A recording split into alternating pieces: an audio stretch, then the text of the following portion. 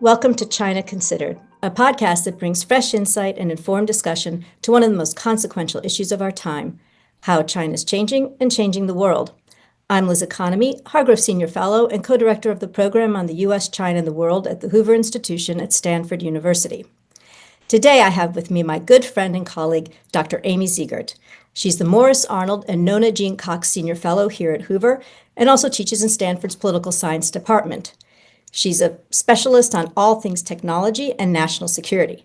And today we're going to talk about one of the seminal issues of our time, the DeepSeek moment. Welcome, Amy. It's great to have you here. It is so nice to be with you, Liz. No place I'd rather be.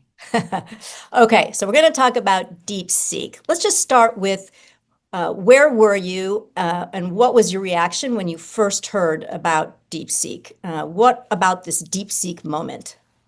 So DeepSeek, as you know, created a deep freak. And so in the beginning, I was watching the press coverage and thinking this can't possibly be the full story.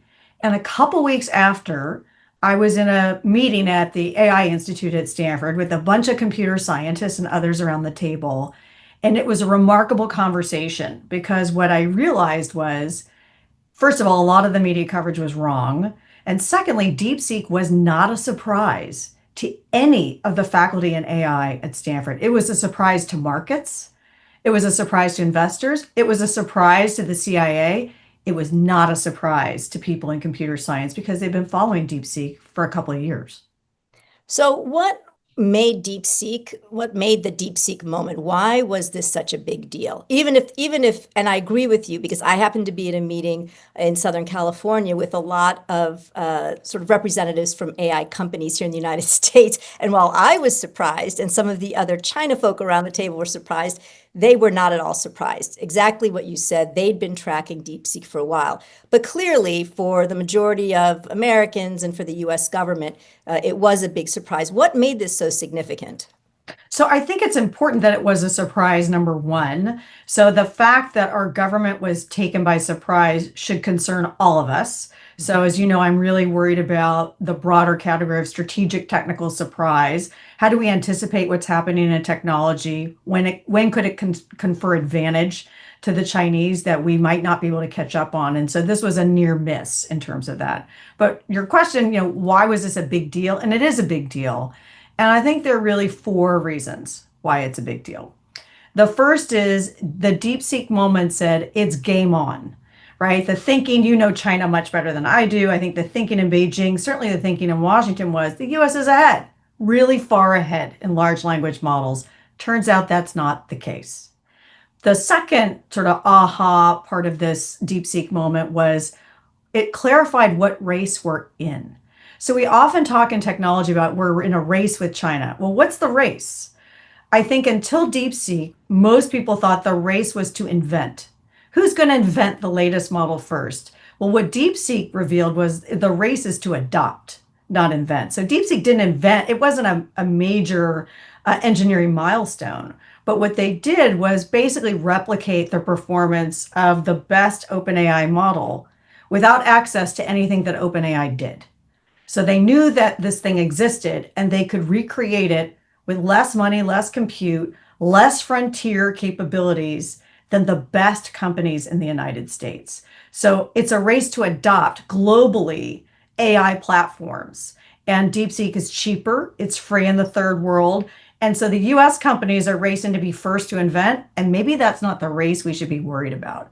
The third thing is, I think, and we can get into this, that there's this, it seems like a very nerdy debate, but it's a really important debate about open models versus closed models. And what DeepSeek did was really suggest the future is open. And by that, I mean, they published what they did.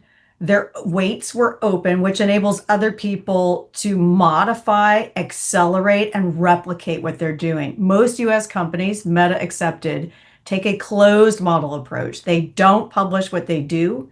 They don't share this information. They think they're creating a moat. And I think what DeepSeek is suggesting is that is a failing strategy. So for the United States, this is a big deal. And then last, I think it reveals a lot about talent. And I know we're going to talk more about talent. But who are these DeepSeek researchers that created this really important moment? And the answer is they were not people who were trained in the United States.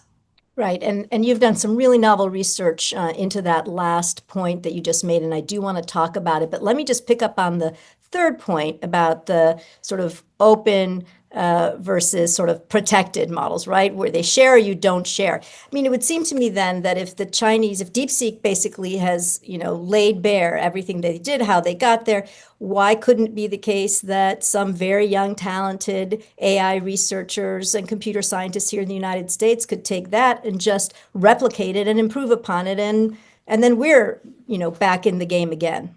Well, I think that's already happening, right? Researchers are already going to town on the DeepSeek model, and this is a learning from learning. So the Chinese are learning from the Americans are learning from the Chinese. But I think, we're in a bizarro world where the US used to be in favor of open research, right? Universities publish things openly. We think we accelerate innovation faster that way. We have open international collaborations. And now it's the Americans that are saying, actually, we don't want anyone to know what we're doing. We're going to operate in secret. We won't tell our employees can't say what they're doing. We're not publishing what we're finding. And the Chinese are saying that they're open and accelerating research. And so within computer science departments, where are researchers turning to use models to develop their capabilities in AI? China. Why? Because the models are open and they can play with them. Okay, we have Meta, so I'm just going to push a little bit on this point, just so I really understand it. We do have Meta, which is open, right, and which does share. Isn't it okay to have some of our companies doing it, approaching this one way, some approaching another way? And I mean, shouldn't we be a little protective of our IP? I mean, I think across the full sort of range of technologies and over time, where the United States has been all too willing to share, or sometimes China has just appropriated the technology, it feels as though there's a reason behind what these companies are doing.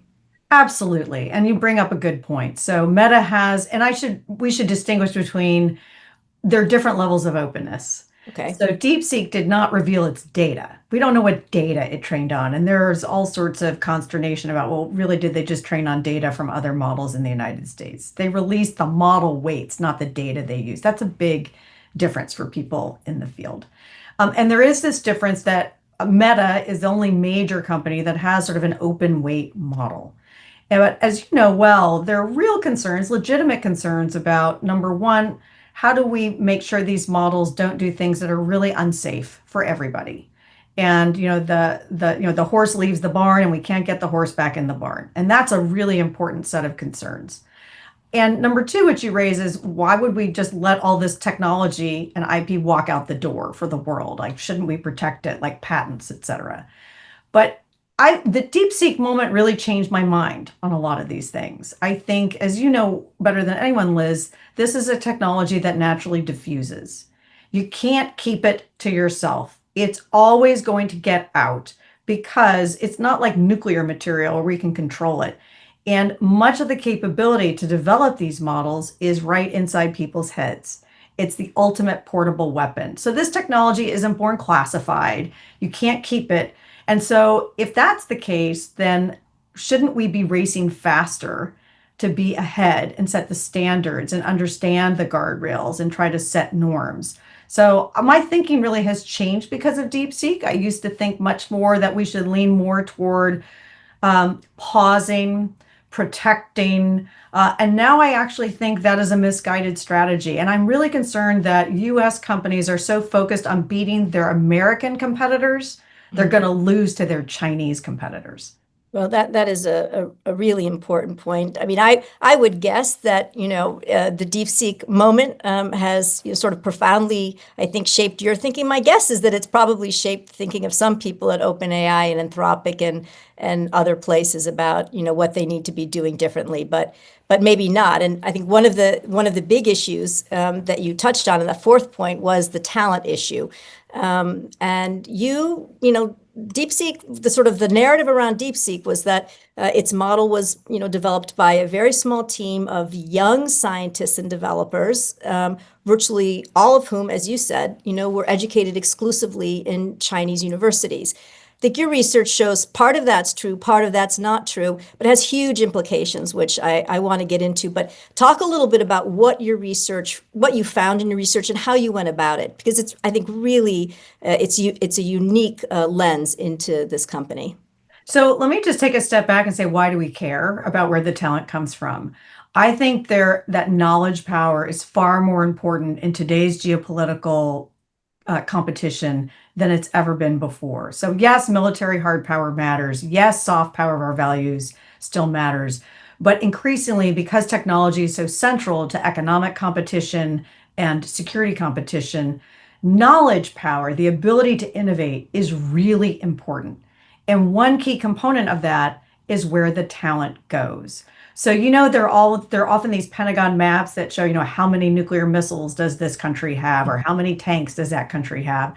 I would like to understand that map for AI researchers around the world. How many, cutting edge AI researchers are in Beijing versus in Silicon Valley? So that's the idea behind it. And then, so what we did was I asked this amazing research assistant who you now have hired full time, named Emerson Johnston, can you just figure out what you can find about all the people who are listed on these DeepSeek papers? And there wasn't just one paper, which is what the media focused on, there were five. So let's look at all five papers this company has ever produced, gather up all the information you can about the 223 people that were listed as contributors in some way. And she did an amazing job. She used AI to study AI. So she developed her own AI scraping tools to look across the internet at everything she could find about the authors. And of the 223 total authors that contributed to any of those papers, she found incredible data about 201. So a lot. Yeah. And then what we did is we looked at, where did these people live? Where did they train? Where did they work? And where did they go to school?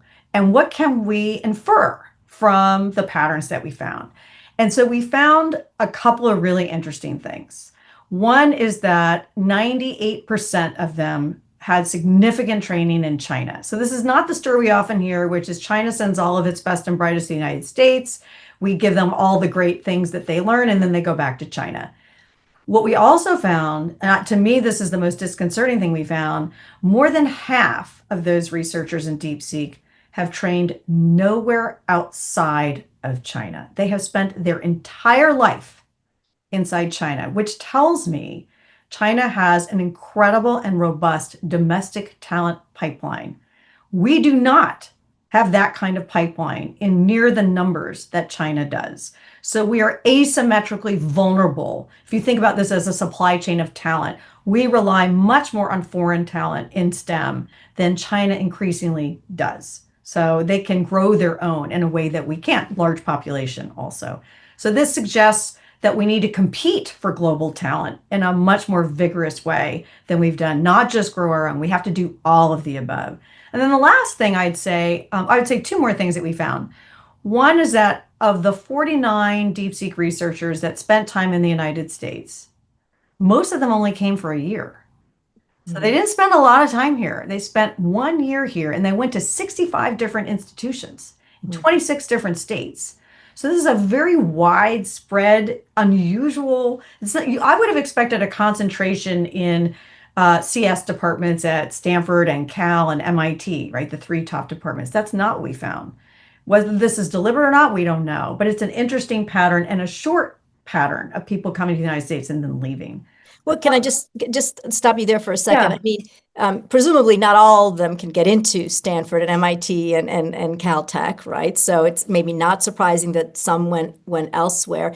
I mean, were they all studying, computer science? No, Where they they were not. So we Yes. found some of them were in medical programs, some of them were in bioengineering programs. So a much more widespread set of programs that they went to, not just computer science departments. Right. And I think that was one of the things that the founder of DeepSeek mentioned, right, when he was talking about his strategy, was that he was bringing together people from sort of disparate fields. This was not simply a group of computer scientists. Right. So I think that's reflective. What you found, I think, is reflective of some element of his strategy and who he brought in.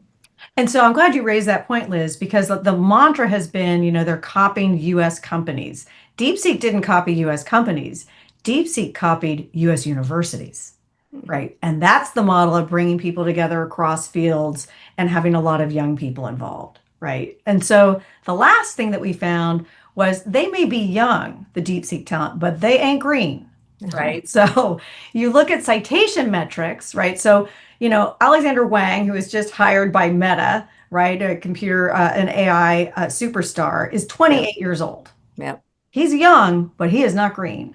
Well, Hmm. DeepSeek showed a similar pattern. So we looked at the citation counts of the researchers and we compared the median and the average to citation counts to the extent we could at OpenAI in one of their papers. And what we found was this was a group that was actually pretty highly cited. They had a lot of research under their belt. They were young, but they were not inexperienced. And in fact, the sort of median level of citations was higher relative to the average than OpenAI. What does all that mean? It means they relied on fewer superstars than the OpenAI paper we looked at, and their average bench was better. Huh. That is important. I also thought, if I recall correctly, though, that it didn't skew quite as young as we might have thought, right? I mean, I have to say, when I read about it, just from the press reports, that I was envisioning this, small garage type, environment with, 20, 15, 20, young people ages, 18 to 25. But it seemed to me that a number of the most senior people were actually quite a bit older than that. Is that fair? I think so. Yes. I mean, I have to look specifically at the data, but I also think there's a tendency, as you know, in Washington to think 25 is really young, but in the tech field, 25 is not young. Yeah, fair enough.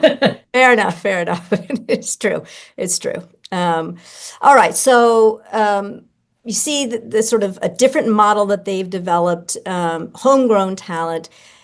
Obviously, one of the takeaways, which you've already mentioned for the US, is that we're going to have to work harder and run faster to continue to attract more talent from outside the United States. Same time, we should probably be doing a better job of growing our own talent here.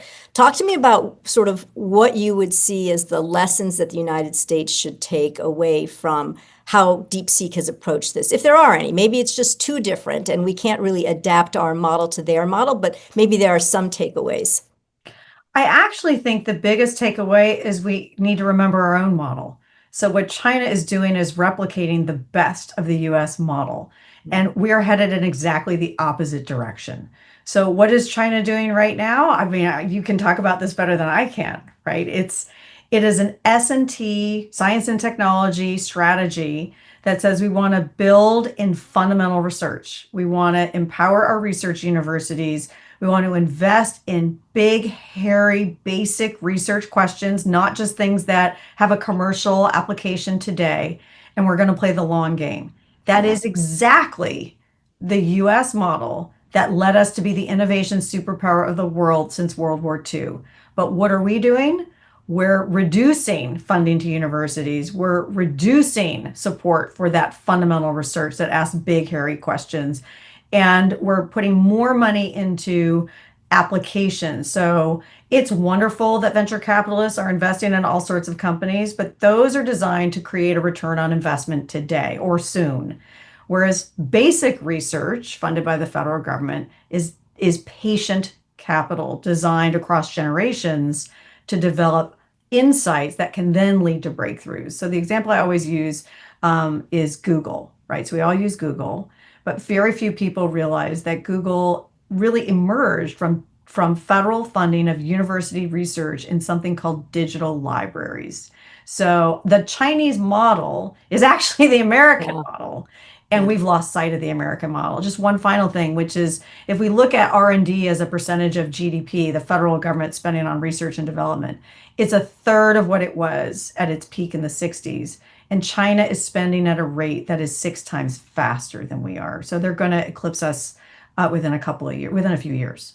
Yeah. Yeah. I think they're already at like 2.7% of GDP and they're increasing by 0.7% per year or something. And we're at, I don't know, 3.5% maybe still. I don't know, depending on what the current administration is doing. So what do you think explains, this seems, kind of obvious that we have this model that has led us to this point. What do you think explains the sort of decision by the current administration to change course at this moment when, as you've outlined, we're kind of in the race of our life? I don't know. I'm not inside the brains of the folks in the administration. I think some of it, frankly, is the own goals made by universities. This is a tough moment and a moment of reckoning for higher education on a lot of fronts. We've made ourselves opportune targets. The complaints about universities having a monoculture are true. The concern about not being able to have alternative points of view, those are true. And so universities have not done what they should do to create the environment and the mission that we say we want to do. That's, I think, point one. I think point two is we have done a poor job of explaining the innovation model that the United States has that's made us so great. I am amazed at how little understanding there is of the role of basic research in Silicon Valley.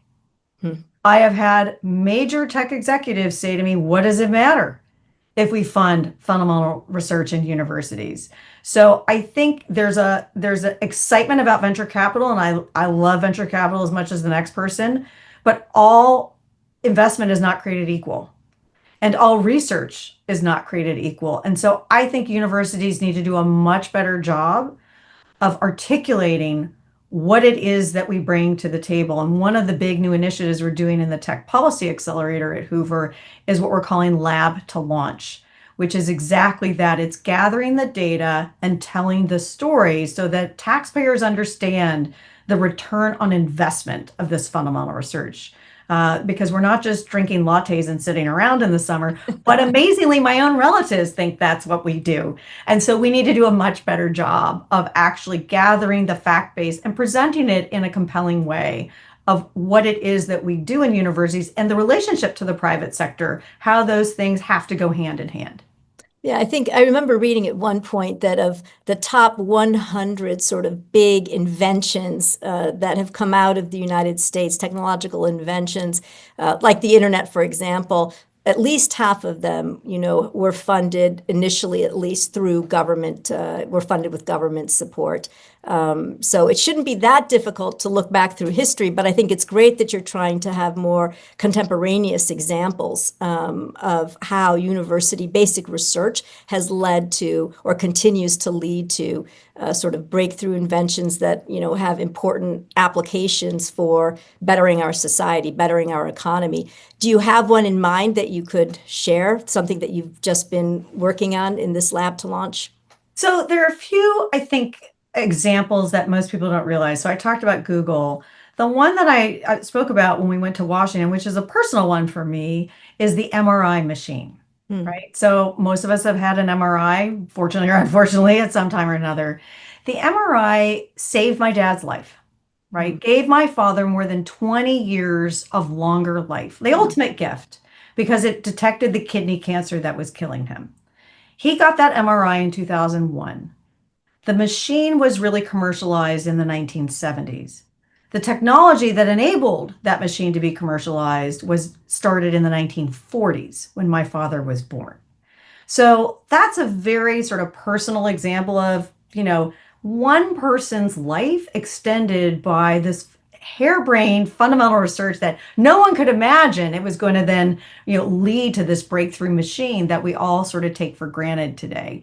So I think so that's one. Cryptography that protects us to the extent that our data is protected on the internet stem from decades of research in pure math with no sense that it might be applicable today. The COVID mRNA vaccine, decades of research in universities before the baton was passed to the pharmaceutical industry. I do not want people listening to come away saying that I don't think the private sector has an incredibly important role to play. I do, but I think the two go hand in hand. And I just say one other thing, Liz, which is that emerging technologies often don't emerge, right? And so part of the bargain with universities is that a lot of the stuff we're working on doesn't pan out. That's all part of the innovation ecosystem. Most emerging technologies don't emerge. So we have to be patient about looking at paths that don't actually become pathways to success. That's how this business works. I think that's really smart. So, when you went to Washington, can I just ask, how was it received by the policymakers? Do you think that you sort of informed and elevated the thinking? I don't know whether in Congress or, in the administration. So I'd like to say the answer is yes. But there's a little bit of selection bias, right? The folks that most want to meet with us in Ah, Washington are those who think this is important. uh-huh. So I will say, we went with colleagues of mine in science and engineering, some Hmm. of whom hadn't done this before, and they were very pleasantly surprised at the bipartisan support that we got when we went around Congress, and when we went in the executive branch, the nonpartisan support. So I think, we met with Senator Rounds and Senator Booker. Senator Rounds, the chair of the AI caucus, Cory Booker, Stanford alum, and they were singing from the same songbook, Yeah, right? This is a Paul Revere moment. We need to come together on this. So I think there's a lot more bipartisan support for these technological issues, particularly given the competition with China today, than yeah. most people might think. Yeah, and when I was, thinking about the field of AI in particular, I just was, realizing that just, last year, when you look at the most recent Nobel Prizes that were awarded in both physics and chemistry, right? They were both tied to advances in AI, and three were awarded to U.S. scientists, then one from the UK and one from Canada.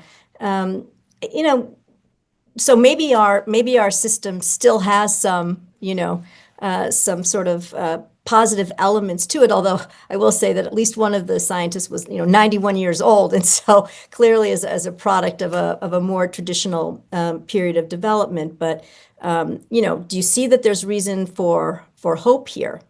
Absolutely. So, I, you know, there's magic in Silicon Valley and in the United States. And how many foreign leaders come to this area and say, I want to create a Silicon Valley in my country, and it can't happen.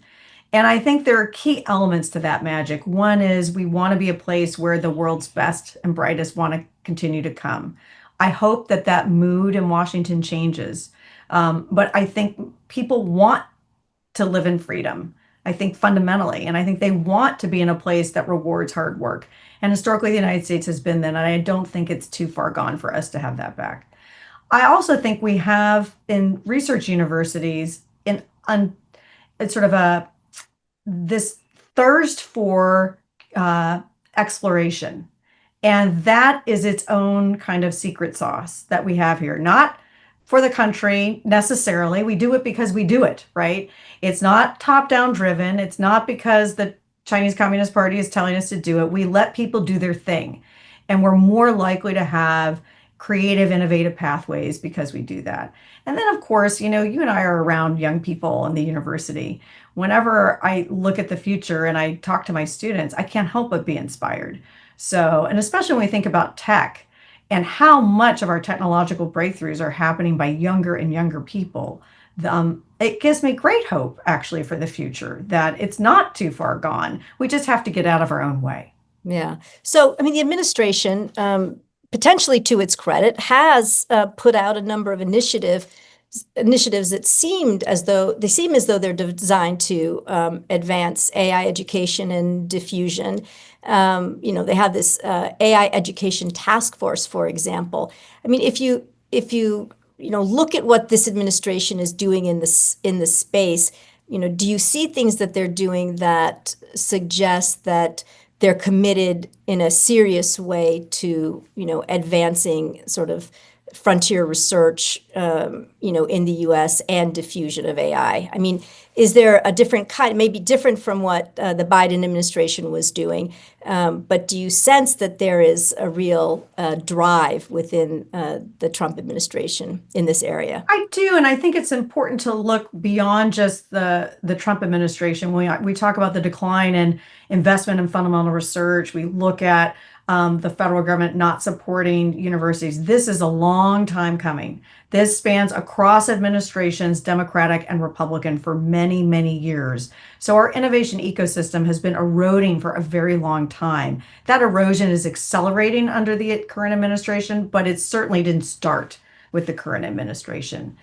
And then you look at sort of the narrative and some of the initiatives coming out of the Trump administration, there's a lot to be excited about, right? The framing of AI opportunity, not just AI safety, I think is right. We need to look at the opportunity, not just the risks. And the Biden administration was understandably really concerned about the risks and started sort of a risk first approach. But things have changed, and the DeepSeek moment is one of them. And we need to lean more forward into the opportunity side. And that started with the vice president's speech about AI opportunity. You mentioned the AI executive order in education. Education is one of the most promising areas to me for AI because AI is the ultimate patient tutor, right? Where a human gets frustrated when a student asks for the fifth time, I don't get it. How do you do that math problem? AI will not get mad at you. You'll never get tired of explaining it. That's true. And we'll come up with a different way for as long as it takes. So I think there's tremendous opportunity to enhance what is an abysmal education record in our country in K-12 if we are smart about adopting AI. So I'm encouraged by many things that the administration is doing. I'm discouraged by some things that the administration is doing.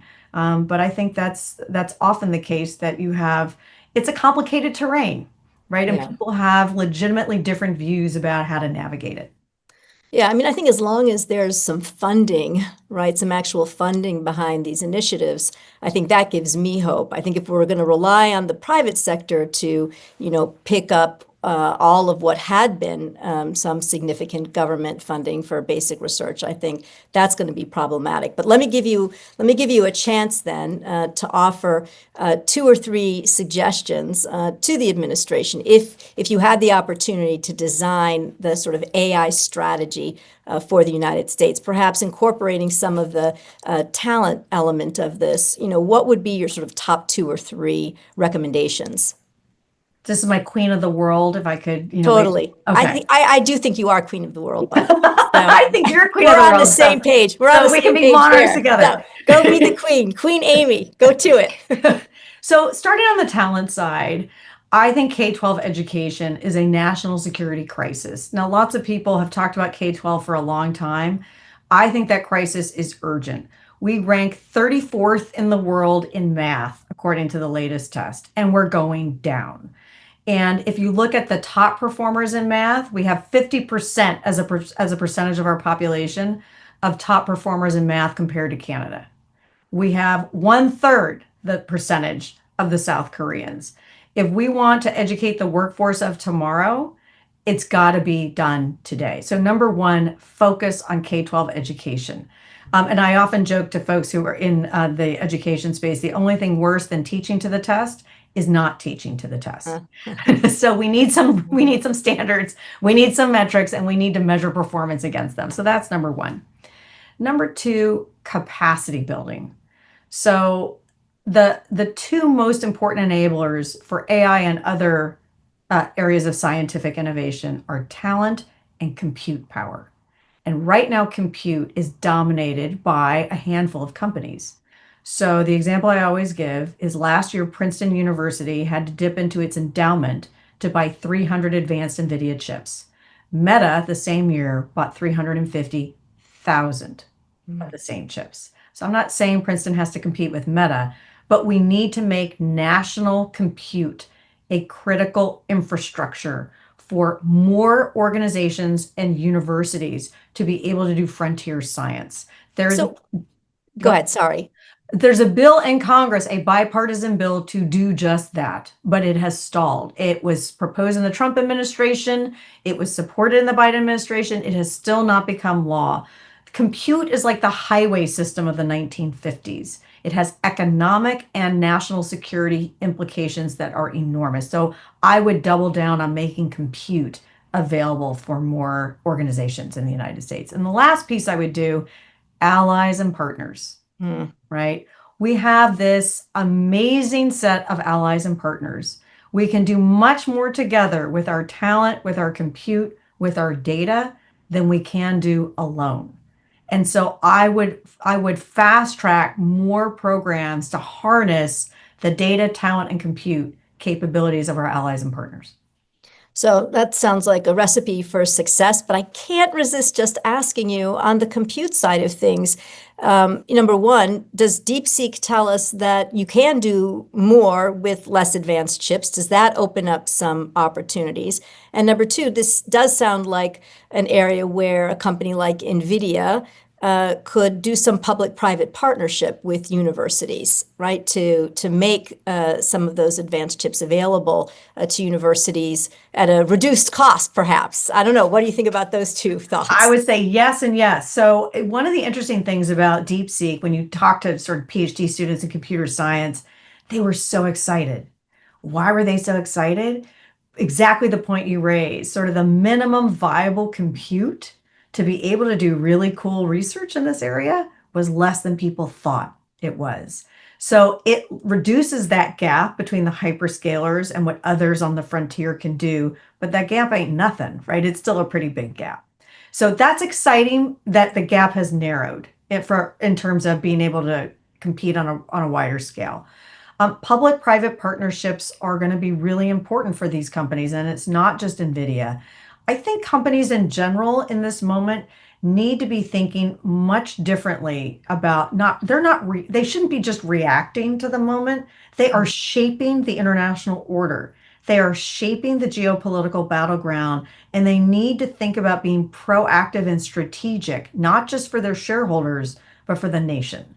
And so I think what you suggested is one component of that, but it's not just NVIDIA. I think many companies need to think about how can we contribute in a way to build scale in our nation to compete against China. Yeah, I will say, when I was at the Commerce Department in the Biden administration, Secretary Raimondo was very proactive about reaching out to companies to get them to work with the administration on various initiatives, like digital skilling, for example, globally, right? So to partner in ways that, helped to reinforce the positive message about the United States on the global stage, and to help realize, U.S. national objectives on things like supply chains, for example, on critical minerals. So I think there were many ways in which private companies, in fact, did step up. But I think what you're suggesting is that they should be developing their own visions and be more proactive about it, not necessarily wait for the U.S. government to come to them and say, please partner with us on these initiatives that help realize our sort of broader national economic and security objectives. I mean, I think Secretary Raimondo, your former boss, did a fantastic job at bringing the private sector together. But we also often leave out the third P, which is well, actually, it's not even a P, public-private academic partnerships. Mm-hmm. So it's not just industry and government, it's industry, government, and academia. We Right. can't leave out the university piece of this. And I think that's where we really need to focus more is all three of those legs of the stool need to be supported and come together. Okay, Amy, I can't thank you enough, not only for your sort of excellent analytical presentation and helping us understand the DeepSeek moment, but also just for your optimism and your ideas for what we need to do to sort of move this forward and move together, I think, really as a nation forward to advance ourselves in this really important strategic arena of artificial intelligence. So thank you for all the work that you're doing. Thank you for having me. I'm just trying to keep up with you and all the great work you're doing.